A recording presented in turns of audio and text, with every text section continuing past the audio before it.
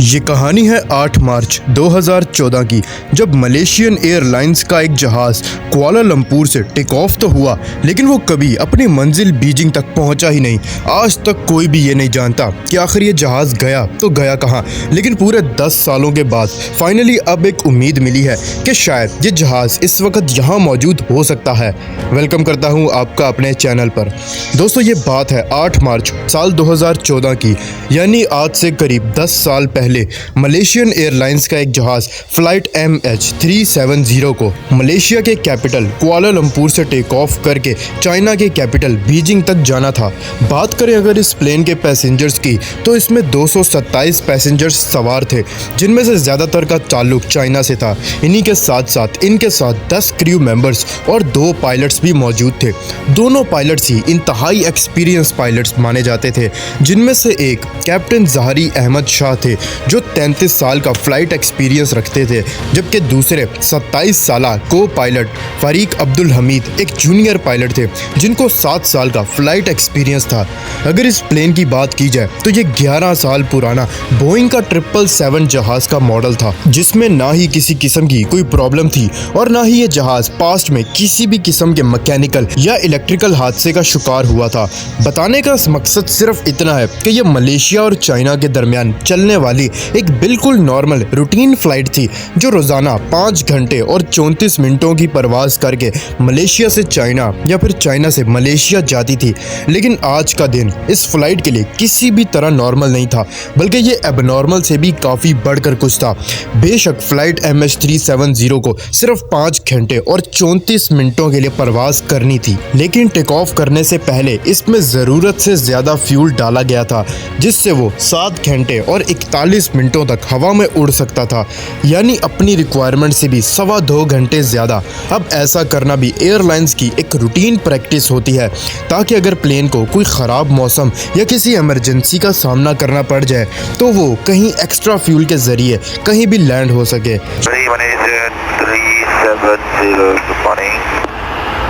Malaysian 370 standby. Malaysian 370 request level. 370, we are ready, requesting flight level 340 to Beijing. ये दिन था 8 मार्च साल 2014 का और रात के 12:42 पे फ्लाइट MH370 ने रूटीन के मुताबिक कुआलालंपुर से टेक ऑफ किया। फर्स्ट पायलट ज़हारी टेक ऑफ से पहले और उसके बाद भी कुआलालंपुर एयर ट्रैफिक कंट्रोल से डायरेक्ट कांटेक्ट में थे। टेक ऑफ करते ही जहाज़ ने अपनी डायरेक्शन साउथ चाइना सी की तरफ कर दी और ठीक 20 मिनटों के बाद यानी रात के 1:09 पर जहाज में लगे ट्रांसपॉन्डर ने अपनी current GPS location Kuala Lumpur air traffic control के रडार को भेज दी। ये ट्रांसपॉन्डर का ऑटोमेटिक फंक्शन होता है, जो हर थोड़ी देर के बाद अपनी करंट लोकेशन करीबी रडार्स तक पहुंचाता है। अभी तक तो सब कुछ बिल्कुल ठीक चल रहा था, लेकिन ठीक 10 मिनटों के बाद यानी रात के 1:19 पर जब flight MH370 Malaysian air space से निकलकर वियतनामी एयर स्पेस में एंटर होने लगी, तो कुआलालंपुर के कंट्रोल टावर ने आखिरी बार फर्स्ट पायलट ज़हारी से कांटेक्ट किया और ये अल्फाज बोले। इसका मतलब था कि अब फ्लाइट MH370 को वियतनाम की सिटी हो चिन मिन के कंट्रोल टावर से कांटेक्ट करना चाहिए। फर्स्ट पायलट कैप्टन ज़हारी ने यह मैसेज सुना भी और उसका जवाब भी दिया, गुड नाइट MH370। ना ही कंट्रोल टावर को पता था और ना ही कैप्टन ये बात जानते थे कि ये गुड नाइट वाला मैसेज MH370 से रिसीव होने वाला आखिरी मैसेज होने वाला है। ये वो वक्त था जब फ्लाइट को टेक ऑफ किए अब पूरे 37 मिनट गुजर चुके थे।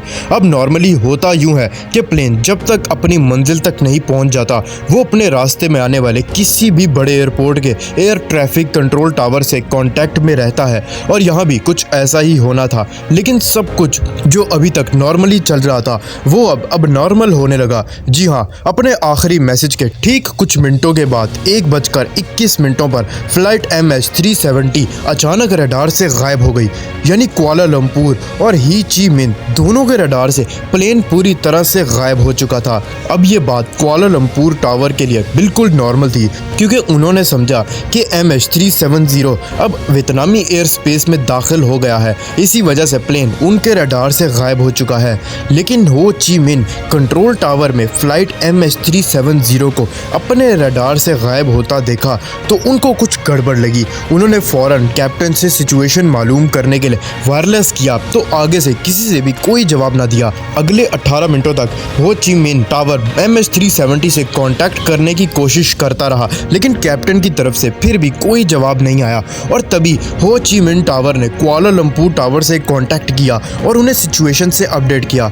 अब नॉर्मली इस कंडीशन में 1 घंटे के अंदर अंदर रेस्क्यू सेक्टर को इन्फॉर्म करना होता है, लेकिन कुआलालंपुर कंट्रोल टावर ने पूरे 4 घंटों के बाद एरोनॉटिकल रेस्क्यू कोऑर्डिनेशन सेंटर को कांटेक्ट किया और तब तक बहुत देर हो चुकी थी। सुबह के 6:15 हो चुके थे और यही वो टाइम था जब MH370 बीजिंग में लैंड करना था। एक उम्मीद थी कि शायद जहाज अपने वक्त पर बीजिंग पर पहुंच जाएगा, लेकिन वहां से भी कोई अच्छी खबर नहीं आई। खैर सुबह के 6:32 पर ठीक उस जगह जहां से प्लेन लैंड हुआ वहां एक सर्च ऑपरेशन स्टार्ट किया गया, जिसमें 7 कंट्रीज की 34 शिप्स और 28 एयरक्राफ्ट्स ने फ्लाइट MH370 को गल्फ ऑफ थाईलैंड और साउथ चाइना सी के बॉर्डर में ढूंढना शुरू किया। लेकिन बदकिस्मती से वहां प्लेन का कोई नामो निशान नहीं मिला। इस वक्त तक पूरी दुनिया को इस हादसे का पता चल चुका था। टीवी न्यूज़, वेबसाइट्स और सोशल मीडिया सब के सब बस यही खबर दिखा रहे थे। इसी दौरान कई मुल्कों की इन्वेस्टिगेशन टीम्स भी सर्च ऑपरेशन का हिस्सा बनी। प्लेन का अचानक तमाम रडार से गायब हो जाना किसी को हजम नहीं हो रहा था, और अगर वो इस एरिया पर समंदर में क्रैश हुआ भी तो इतना बड़ा जहाज है, कोई ना कोई चीज तो पानी पर तैरती जरूर नजर आनी चाहिए थी। अगले पूरे 4 दिनों तक ये सर्च ऑपरेशन चलता रहा, पर कहीं से भी कोई अच्छी खबर ना मिल सकी। पूरी रेस्क्यू टीम और इस प्लेन से जुड़ा हर शख्स सिर्फ यही गुद्दी सुलझाने में लगे थे कि प्लेन आखिर गया तो गया कहां। समंदर में भी इस प्लेन को बहुत दिनों तक ढूंढा गया, लेकिन प्लेन का कोई नामो निशान नजर ना आया। बिल आखिर इस सी ऑपरेशन को बंद कर दिया गया, जिसमें $160 मिलियन का खर्चा आया, और इसमें मजीद पैसे खर्च करना बेकार साबित होना था। गायब होने के 1 साल बाद इस प्लेन का एक विंग का टूटा हुआ हिस्सा एक आइलैंड पर तैरता हुआ आ गया। ये प्लेन का वो हिस्सा होता है जो लैंडिंग के वक्त काम में आता है। इसका मतलब कि क्रैश के वक्त प्लेन अपने नोज के बल पानी में गिरा। खैर इस हादसे के बाद कई बार जहाज के मुख्तलिफ हिस्से मुख्तलिफ आइलैंड्स पर देखे जाते रहे, लेकिन उस प्लेन का कभी कोई नामो निशान नजर ना आया। अगर आपको मेरी ये वीडियो पसंद आई हो तो वीडियो को लाइक ज़रूर से करना। चैनल पर फर्स्ट टाइम आए हो तो चैनल को भी सब्सक्राइब करते जाना। मिलते हैं अगली वीडियो में।